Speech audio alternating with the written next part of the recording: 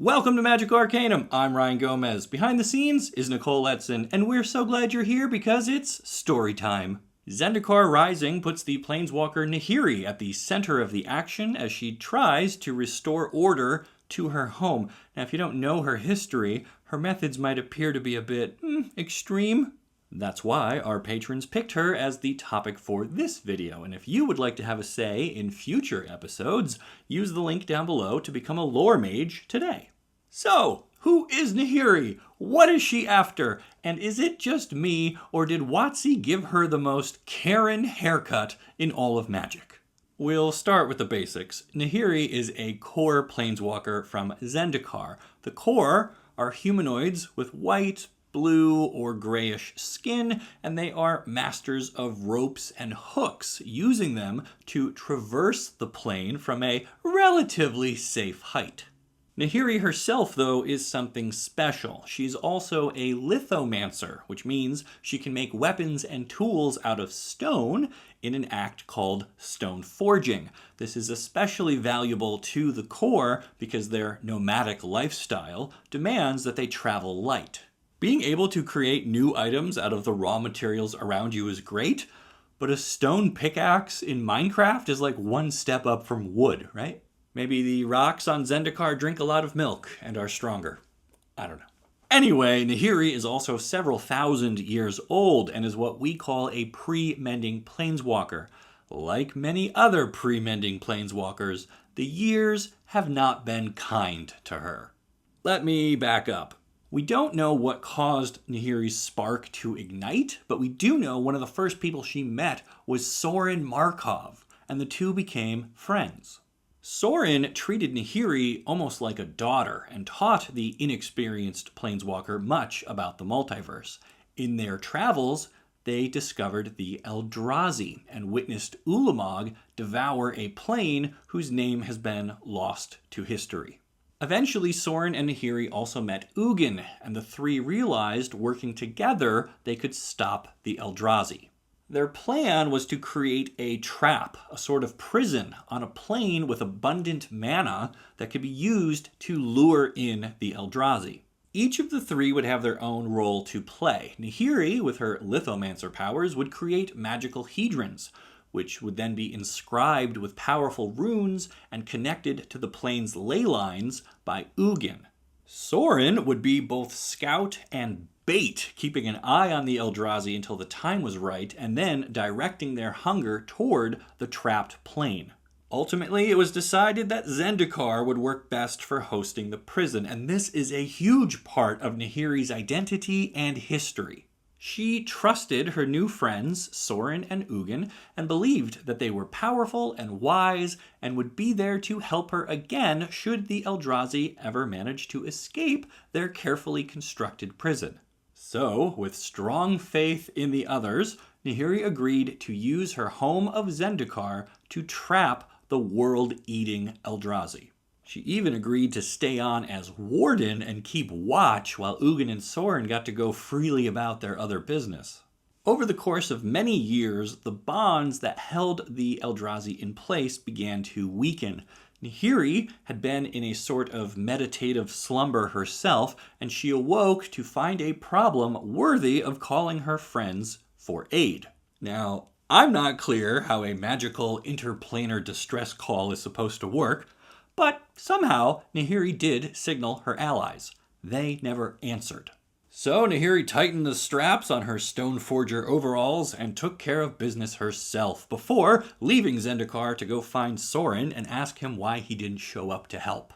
She found him on Innistrad, and he claimed he never got her message. "Perhaps my new Hell Vault absorbed it," Sorin said, with the detached interest only a Gothic edgelord is capable of. Nahiri, of course, was not happy with that answer because they had a deal, and Sorin not only broke it, he flat out didn't care. This is the first stone thrown in the Nahiri versus Sorin argument. Right here, Sorin could have apologized, could have promised it would never happen again, could have taken Nahiri on a haunted hayride and made things all better, but he did none of that. Instead, he just said, "It's not my fault. The thing I built got in the way of me keeping the promise I made."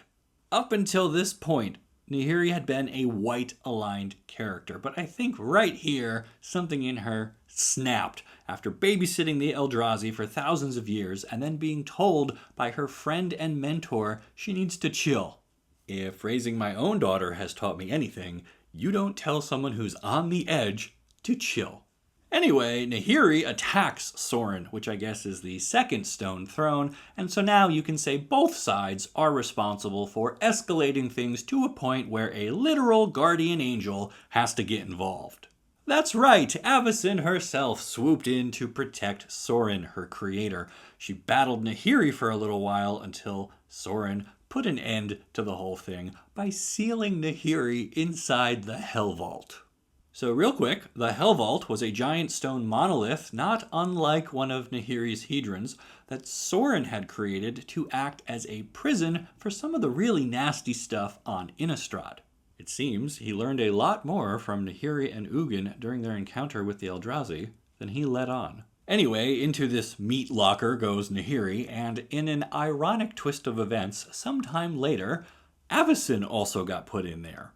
You thought your college roommate situation was bad? Try being locked up for 1,000 years with your adopted dad's handcrafted replacement for you. Yeah, there's this theory that Sorin created Avacyn at least partially in Nahiri's image, which is creepy on a level even Innistrad can't support. So I'm just going to skip ahead to the part where the Hell Vault breaks open, thanks Liliana, and everyone gets out. Nahiri goes back to Zendikar only to discover the Eldrazi had gotten out again, thanks Nissa, and this time there was no one there to stop them. Believing her home to be pretty much lost at this point, Nahiri returns to Innistrad again, thanks JetBlue, this time determined to make Sorin pay. This brings us to Nahiri the Harbinger. She destroys Markov Manor and then starts creating cryptoliths all over the plane, a sort of twisted version of her old hedron technology. She's able to use those to manipulate Innistrad's ley lines enough to attract Emrakul, one of the recently freed Eldrazi titans, back on Zendikar.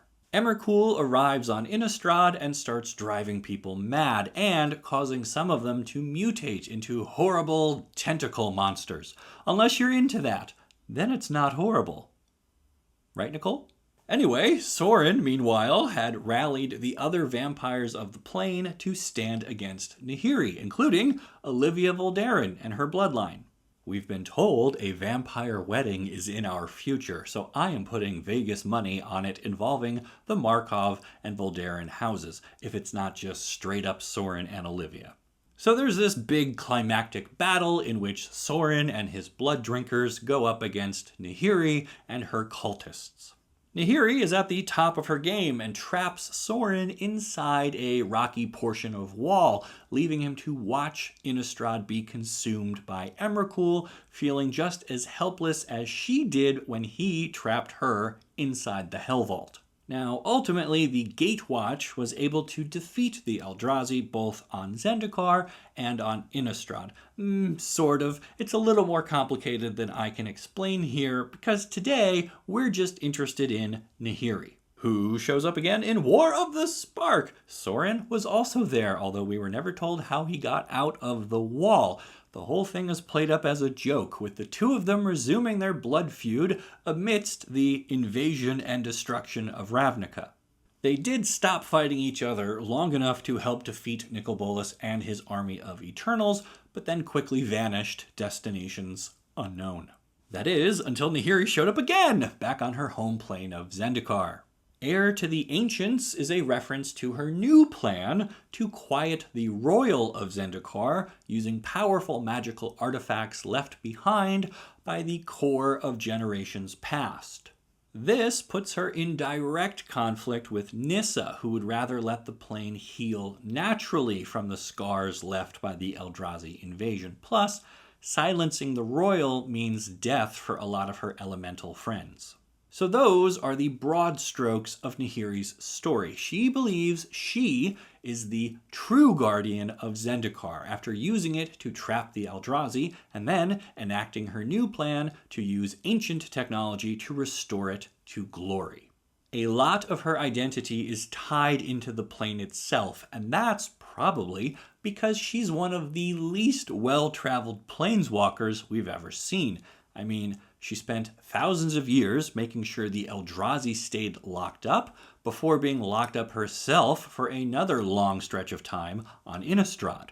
So she hasn't exactly gotten to see the sights of the multiverse, you know? This leaves us with my favorite two-part question. What does this character want, and what are they willing to do to get it? Right now, Nahiri wants to fix Zendikar. The problem is, she has a somewhat distorted view of what it means to fix something. When she was trapped in the Hell Vault, Nahiri passed the time by recreating Zendikar in her mind from memory, but the version she pictured was thousands of years old and was unchanging. So now she's using the Lithoform core not just to silence the royal, but to fulfill a fantasy she spent 100 lifetimes living out in captivity, to become architect of the whole plane. There is an interesting similarity here with Sorin, who we know took great steps to control things on his home plane of Innistrad. Nahiri's trying to apply what she learned from watching her mentor, but does she have the maturity and depth of experience Sorin did? I personally don't think so. Sorin, for all of his faults, at least understands the benefit of teamwork when it suits him.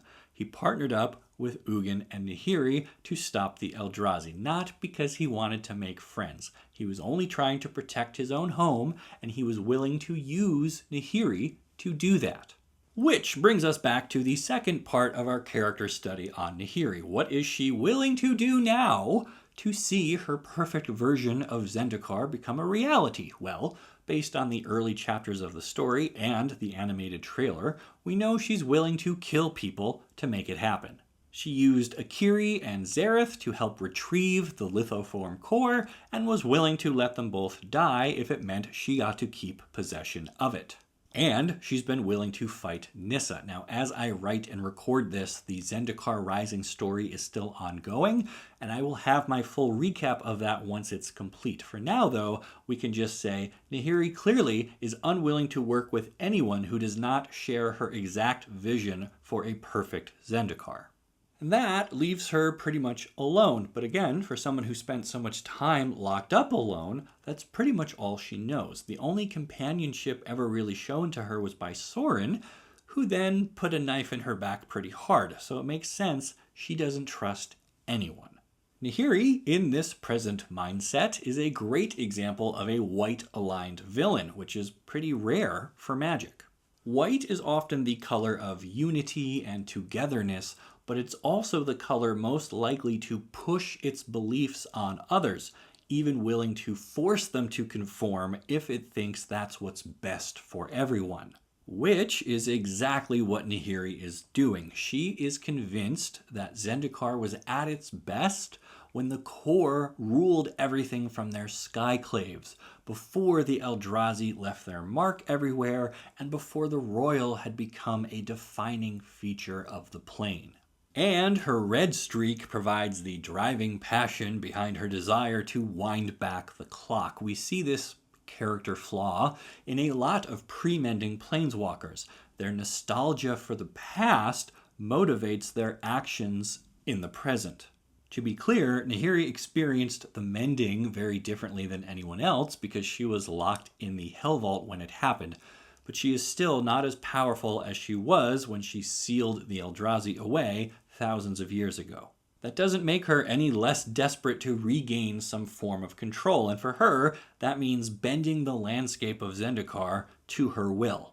Will she succeed? That remains to be seen. All I know is I have 1 mustache minute to roast everything Nahiri has done in her very long lifetime. Ready? Here we go! Ryan, why didn't you mention Stoneforge Mystic? Isn't that Nahiri? No, it's not. That is another core who is also a Stoneforger. While Nahiri is the best, she's not the only one with that power. Now, as for why they look and dress so much alike, they got a little bit of a young pyromancer thing going on here, I guess. That lineage continues with the forgettable Stoneforge Acolyte, by the way, who is worse than the Mystic in every way possible except for mana cost. That's what white needs, more mediocre 1-drops.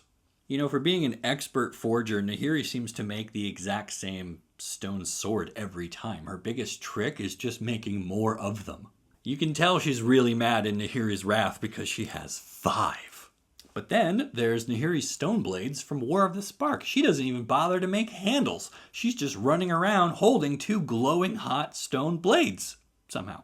Oh, almost forgot to cast Nahiri for our live action magic movie. This one is easy. Emma Stone.